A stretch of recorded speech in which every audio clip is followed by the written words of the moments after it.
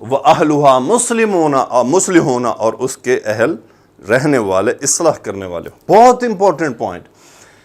آپ دیکھ لیں پورے معاشرے میں کوئی مصلح ہو ہمیشہ تکلیف اس سے ہوتی ہے، صالح سے تکلیف نہیں ہوتی ہے. کوئی بھی صالح ہو، اچھے عمل کر رہا ہو، نیک عمل کر رہا ہو، خود کر رہا ہے، لوگ کہتے ہیں ماشاءاللہ جی بڑا نیک ہے.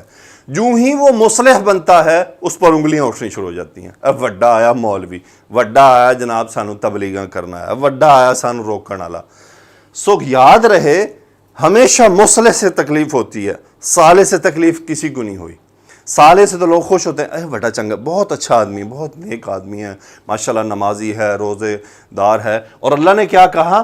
اللہ سبحانہ وتعالیٰ نے یہ نہیں فرمایا کہ وَأَهْلُهَا صَالِحُونَ کہ اگر اس کے رہنے والے نیک ہوں تو اللہ ان بستیوں کو برباد نہیں کرتا.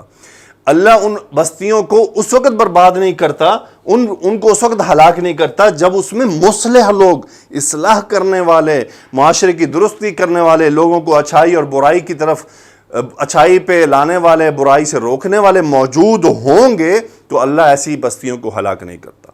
لیکن جس بستی میں صرف صالح ہوں گے اور مصلح کوئی نہیں ہوگا تو پھر اللہ تعالیٰ ان سب کو ہلاک کر دیتا ہے. یہ بات یاد رکھ، یہ ہم سب کے لیے بڑا امپورٹنٹ پوائنٹ ہے.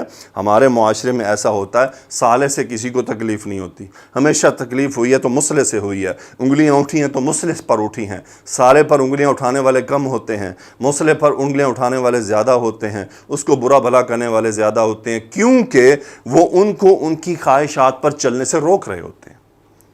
تو مصلح بنے رہیں اور اس پر صبر کریں. کیسے ہے؟ وَالْعَصْرِ إِنَّ الْإِنسَانَ لَفِي خُسْرٍ إِلَّا الَّذِينَ آمَنُوا وَعَمِلُوا الصَّالِحَاتِ وَتَوَاصَوْا بِالْحَقِّ وَتَوَاصَوْا بِالصَّبْرِ کہ انہوں نے حق کی بات کی تلقین کی اور پھر صبر کیا. تو مصلح کو صبر کرنا پڑتا ہے، مصلح کو سننی پڑتی ہیں، اس لیے اس کو صبر کا دامن تھام کر رکھنا پڑتا ہے.